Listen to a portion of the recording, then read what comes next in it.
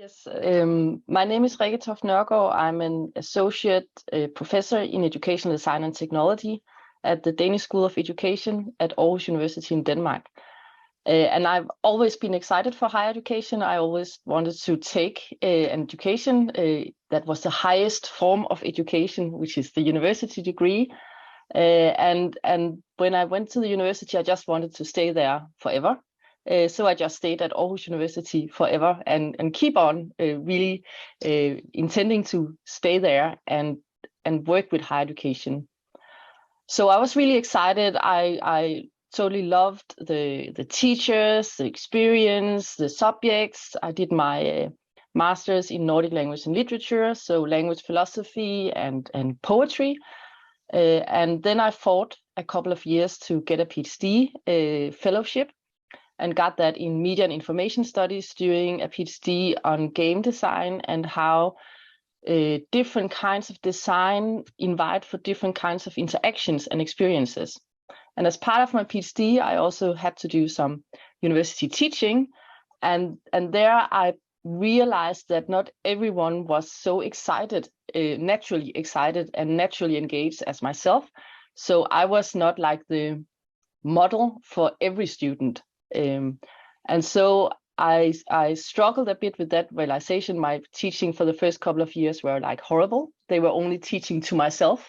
And so that got me interested in higher education and got me a position, an assistant professorship in educational design and technology, really thinking about how to use subject areas such as experience design, human-centered design, empathic design, interaction design, bring that into higher education to think about how to design for different kinds of students to be excited and what makes a compelling teaching design, a compelling institutional design, a compelling learning design, where different kinds of students can get excited and engage in different kinds of ways.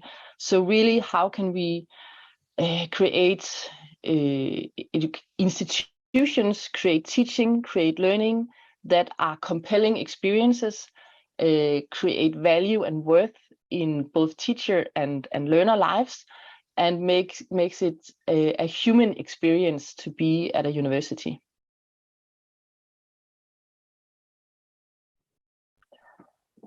Yes, so what I'm doing, one of the things I'm doing in my associate professorship is trying to connect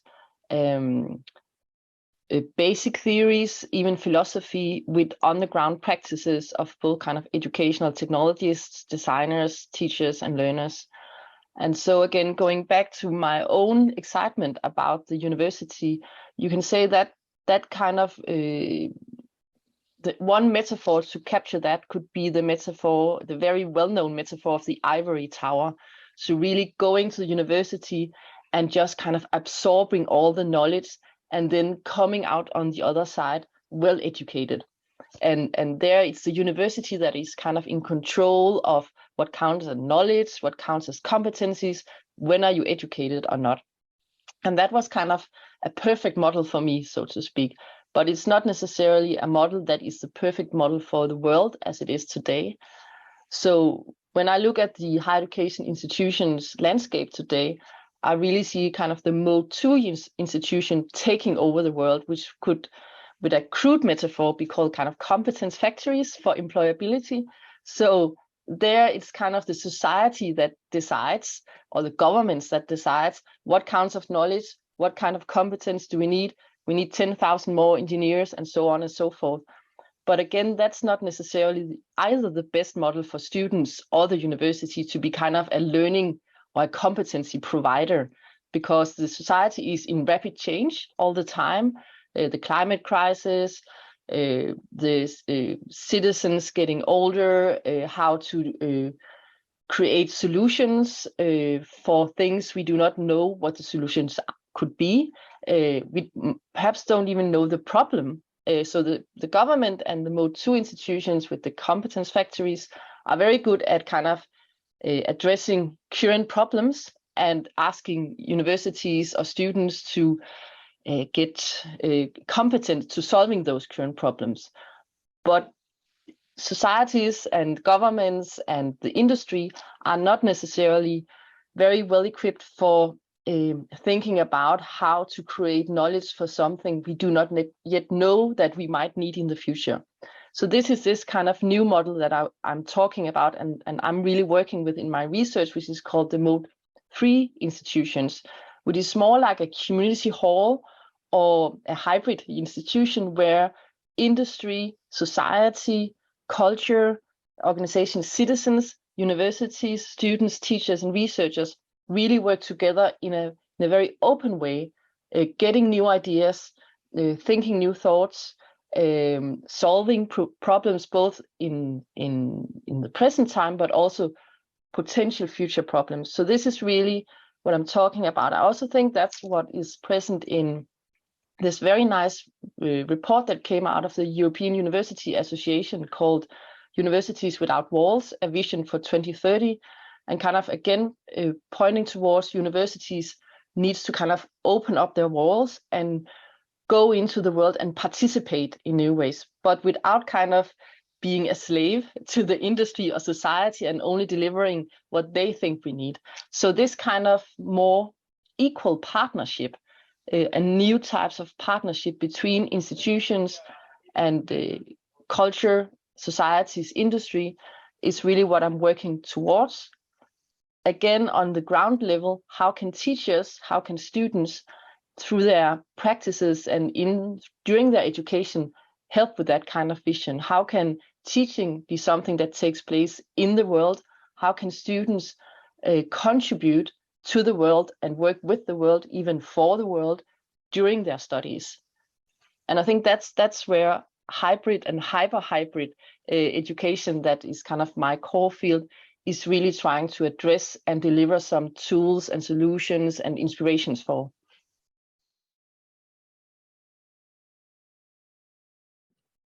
Yes, so we have some existing and inspirational models for these new types of partnerships. So something like the quadruple helix innovation model, where we have these kind of new ecosystems where universities or research institutions, government or cultural organizations, industry, also the creative industries, and citizens in all their different types kind of work together on an equal footing. So no one is more in charge of the truth or what is of value than the other, but we need to meet in the middle to figure that out.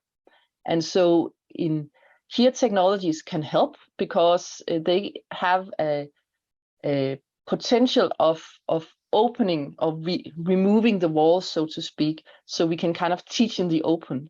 That can of course be on the on-site ground, taking the university to a public library, as I've been practicing, but it can also be taking the university online, not as online education necessarily, but opening up the walls, inviting industry into teaching, going into the industry as a part of teaching, asking students to create projects, ideas, provocative prototypes, bad ideas, unethical ideas, also to inform, sometimes a bad idea is as good as a good idea. It's to make us think about, is this the future we want for ourselves as industry or society or for education in general?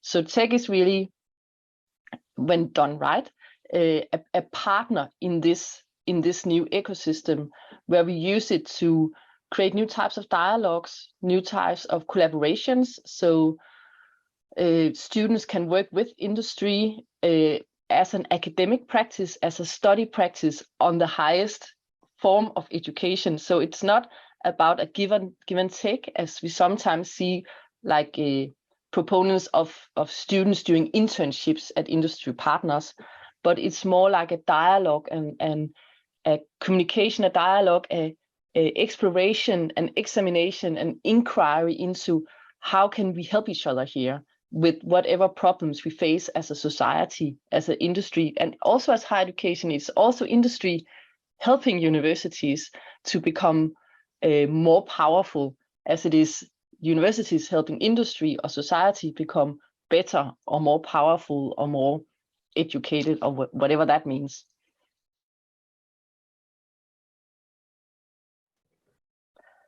So one really important factor, if we are to talk about hybrid higher education or hybrid education at all, is to really understand the concept of hybridity.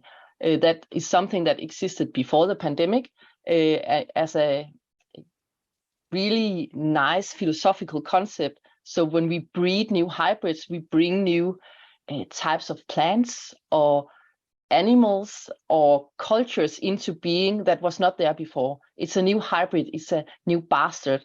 Sometimes those bastard childs of these marriages are really powerful, and so they become something in their own, like a grapefruit or a donkey or a hybrid car. And sometimes they kind of die out because they're not valuable enough. And so this is the way to think about hybrid education, rather than what I would call high-flex models. So high-flex model would be someone is on-site, someone are online, and then we are teaching to both these cohorts at the same time. And that's almost like parallel teaching, and there's a very big risk for someone feeling they are the audiences to their own education, or they are looking at someone getting educated, and that's not very valuable, and it's not really what higher education is about. So rather than thinking about hybrid models as something where we connect parallel cohorts, we really need to think about it as entanglement, and we need to think about it in much more radical ways than setting up an online classroom. So again, it would be something like, how can we create intricate entanglements? So for example, I'm teaching, but at the same time I'm a researcher, and at the same time I'm working with industry that are also in the classroom teaching and researching, and we're informing each other, and students are actually also teachers and researchers and producing knowledge to the world while doing the education and delivering their exam papers all at once, by making videos or creating a website or doing a podcast or writing up a white paper or whatever it can be. And again, this is really for higher education. So these are, our students are adults, and so we need to address them and engage them as adults, having something worth saying, something worth thinking about, and having some value in their thinking that creates valuable knowledge for everyone. So these kind of complex, complicated partnerships where we are inside and outside at the same time, we are online and on-site on the same time. So we're doing things for society and for higher education at the same time. So we are teachers and researchers at the same time. That's really what creating hybrid cultures and hybrid teaching models in higher education should be about.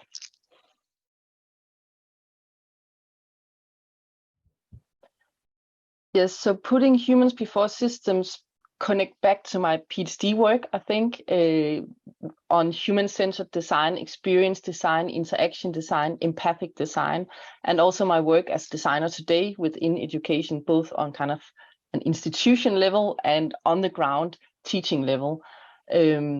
So before we do anything with technology and before we implement any kind of system or new technology, we really need to figure out if this is doing more harm than good for the people that come in contact with this kind of system or technology. So it might mean they perform better, but if that's or has an effect of being detrimental or hurtful to their humanness or to their experience of being a human being in higher education, then we should really not do it. So it's also what could be called like value sensitive design on a deeper level. So one side is really taking care of both learners and teachers. Teachers are also humans, something we sometimes forget because they're teachers and we need to care for the students, but we also need to care for our teachers. We also need to feel alive when we are teaching. Otherwise, it's often not very good education. The other side is really to, when we put humans before systems, we also put pedagogy before systems. So something that is often lacking when we think about technology is the deep pedagogy ingrained into those systems. What are, as the philosopher of technology, Peter Paul Verbeek, would say, what are the ethicalness of the system? Is it an ethical system? It will always have embedded values. Sometimes we are unconscious of doing so, but the values are also always there. So, for example, when we think about learning management systems that have no way of students talking to each other or posting stuff, they are only allowed to receive knowledge, then we're really telling students to be silent and they don't have a voice. If they can't put on a picture in the learning management system, then we don't care about their humanness. They are only a number or something like that. And so that might be for cost-effective ways. It might be really annoying managing pictures or managing voices. If they can kind of post things, they might post, I don't know, dick pictures or unethical stuff. But again, then we should figure out another solution. We can't implement non-ethical technologies on the cost of our humaneness. So this approach really underlines if we are to do anything with technology, it has to be value-based. It has to be driven by pedagogical visions, and it has to be based on human worth.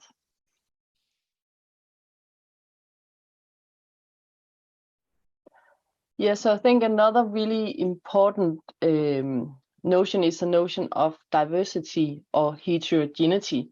So institutions should not be uniform, systems should not be uniform. What might be right for a specific kind of subject in the humanities might not be right for a specific subject in the sciences or something like that. How we are to teach within Nordic language and literature, where I'm from, is not necessarily how you are supposed to, or how you teach best within chemistry, for example. So rather than looking for those one-fit-all models, we need, and that's of course really, really annoying for the system and the institutions, and it becomes complicated and messy because we allow humans to have a voice. But we really need to think about kind of local systems and slow technology, slow developments, where we invite people in to develop those solutions together with us, even though they are annoying and they have annoying opinions and annoying voices. Those voices are everything that makes it possible to actually create something of value and worth for the people that are to use them, teachers, researchers, if we're talking research infrastructure. And we need, again, to connect those voices, student opinions, teacher opinions, with the voices from research and knowledge and pedagogy, and say, okay, this is what we know about good feedback. This is how we know how good feedback systems work. So it's not that the customer is always right. The customer is not necessarily always right, but the customer have an important voice. The customer knows what it is to be a customer. And likewise, the student knows what it is to be a student within the current system. It's a long time since I was a student. My student experience is not reliable anymore. I need to engage the student experience. I need to engage the teacher experience. I need to engage the knowledge coming from educational designers about how to do educational design well and how it's realistic. I need to engage technologists and people knowing about what is possible with technology and getting crazy ideas with technology.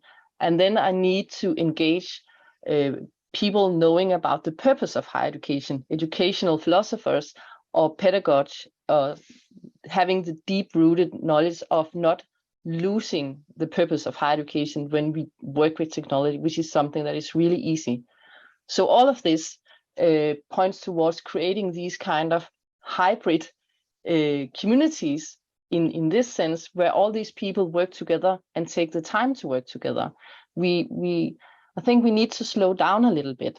and think and do the messy work before we make something, a institution, a higher education happen that no one might be interested in, where everyone is just speeding along, running along, taking some tests, getting some certificates, but not receiving the highest form of education.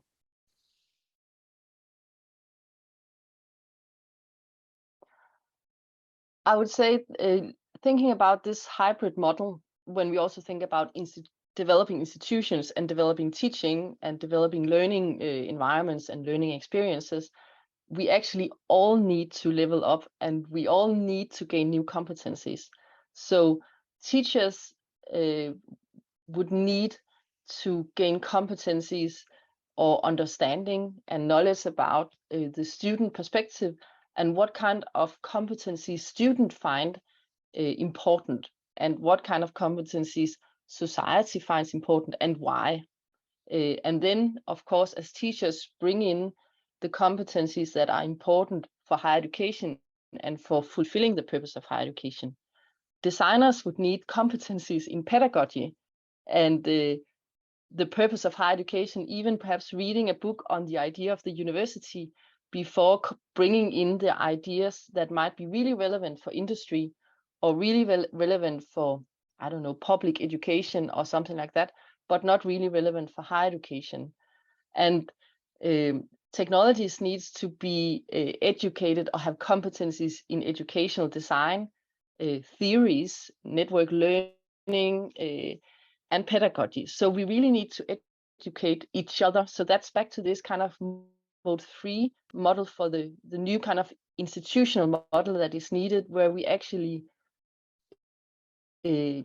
get dirty on each other's knowledge and do the dirty work together, rather than specializing in silos and not really, and then just delivering content to each other, because that doesn't create good higher education that actually lives up to the purpose of being a university, lives up to the purpose of study practices, and which is as needed now as ever, thinking about fake news, thinking about the backlash towards academia, thinking about the challenges we are facing, where we really need to come up with new ideas and what we could call unknown unknowns, things we do not know that we do not know, and we don't know how to come to know. So, that's really complicated.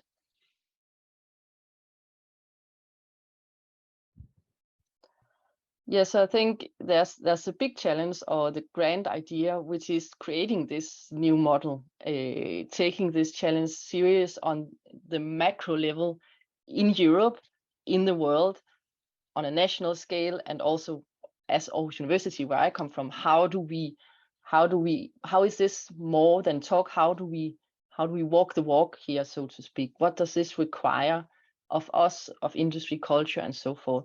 How do we need to reimagine our teaching? How do we need to reimagine our studies and the way we teach, the way we learn, the way we think about ourselves? But then again, it's also really on the ground level, showcasing pedagogical designs, educational formats for how this can be done in practice in ways that are both kind of honoring the purpose of higher education and the disciplines and the teaching practices, but also really creating worth and value in the world, in society, in culture, in industry, wherever we're kind of directing our contribution as a higher education institution and contribution as someone teaching students.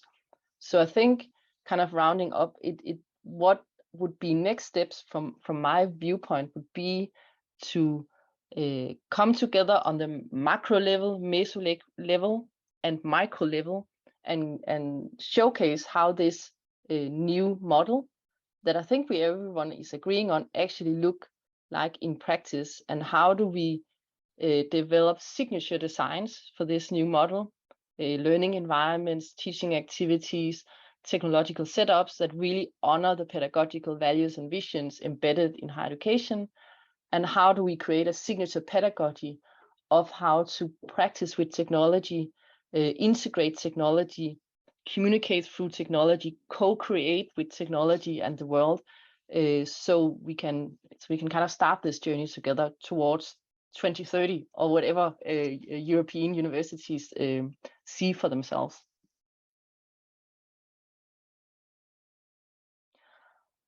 Well, they can look forward to agreeing or disagreeing or thinking about this notion of hybridity and hybridizing higher education and hyper-hybridity. So these kind of really complicated entanglements. And that's really nice, Rikke, but how does this look in practice? So also gaining some hands-on formats for how this can be practiced, and then hopefully kind of inspire them to do it in their own ways and in ways that make sense and create values for themselves when they look from their pedagogical standpoints or technologists, knowledge or educational design practices.